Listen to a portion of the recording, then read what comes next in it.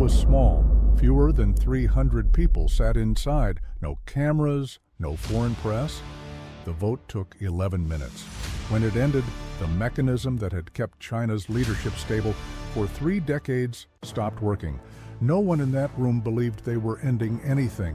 They thought they were solving a problem. By 2018, China had survived something most authoritarian states don't: predictable succession. Since 1982, leaders had stepped down on schedule. Term limits were written into the Constitution. 2 terms, 10 years, then retirement. It wasn't democracy, but it was a rule. That rule existed because of a trauma. The Cultural Revolution had shown what happens when one man holds power until he dies. Mao's final years were erratic, brutal, chaotic. Cities turned inward, the economy collapsed. Millions of people were sent to the countryside to be re-educated. When Mao finally died in 1976, there was no plan. No successor had been groomed. The transition was a fight. Deng Xiaoping rebuilt the system with one insight: control requires predictability. He introduced term limits, not to weaken the party but to protect it. Leaders would serve, then leave. The next generation would be ready. Succession would be boring. Boring meant stable. For decades, it worked. Jiang Zemin stepped down. Hu Jintao stepped down. Each transition was scripted months in advance. Party elites knew who was next.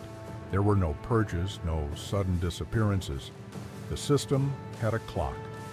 Xi Jinping became General Secretary in 2012. Within 2 years, the tone changed.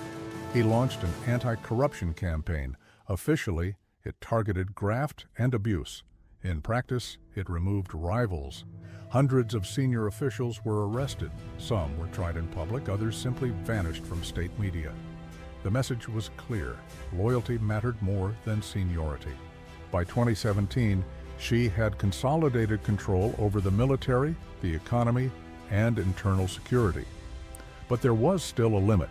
The Constitution said he would step down in 2023.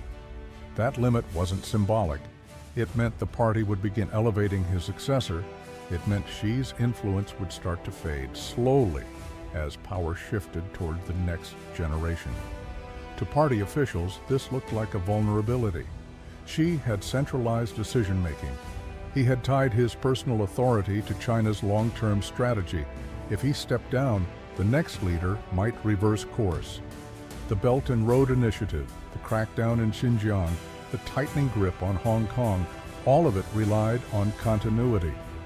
The solution seemed obvious: remove the limit. The proposal came quietly. In February 2018, the Communist Party's Central Committee received a draft amendment to the Constitution.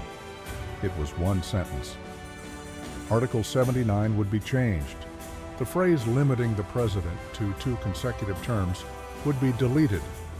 The reasoning was bureaucratic. The role of president, they argued, was largely ceremonial. Real power sat with the General Secretary of the party, a position that had never had term limits. Aligning the 2 roles would eliminate confusion. It was technically true. It was also irrelevant. The presidency wasn't ceremonial. It was the public face of leadership. It was the position that signaled succession. Removing the limit didn't just extend Xi's tenure, it erased the timeline that structured elite expectations. The amendment wasn't debated in public. It wasn't discussed in universities or state media. It moved through internal party channels, where dissent is not recorded. On March 11, 2018, the National People's Congress voted. 2,058 delegates in favor, 2 against, 3 abstentions. The room applauded. What changed in that moment wasn't the law. It was the future. Before the vote, every ambitious official in China operated with a mental map. They knew when positions would open. They knew when loyalty would be rewarded with promotion. They knew that power, even at the top, was temporary. After the vote, that map disappeared. If Xi could stay indefinitely, there was no clear path upward. Competence mattered less than proximity. Initiative became risky. Why propose a bold reform if the current leader might still be in office in 15 years? Succession planning, once the quiet obsession of the party's organization department, became impossible. You can't groom a successor if there's no vacancy. Rival factions within the party didn't vanish. They went silent. Without a timeline, there was no reason to jockey for position. There was only one position that mattered, and it was occupied. The decision had a second effect, slower and harder to see. China's reform era had always relied on a bargain. The party would maintain absolute political control. In exchange, technocrats would be allowed to experiment with economic policy. Provinces could try different models. Officials were promoted based on growth rates and infrastructure projects. That system assumed competition within the bureaucracy. It assumed that rising officials had something to prove. But competition requires an endpoint. It requires the possibility that someone currently outside power might, one day, hold it. After 2018, that possibility narrowed. Local officials stopped taking risks. They waited for direction from Beijing.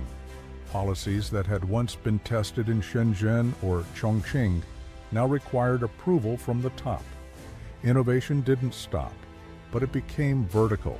Ideas flowed upward, waiting for validation, rather than spreading horizontally across provinces. To foreign observers, this looked like increasing centralization. To people inside the system, it felt like the walls moving closer. The most dangerous thing about the 2018 vote wasn't that it happened. It was that it worked. There was no coup, no mass protest.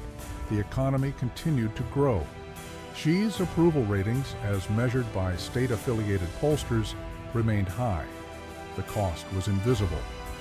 It was the slow erosion of the mechanism that had allowed the party to survive its own successes. Authoritarian systems don't usually collapse because of popular uprisings. They collapse because elites lose faith in the rules.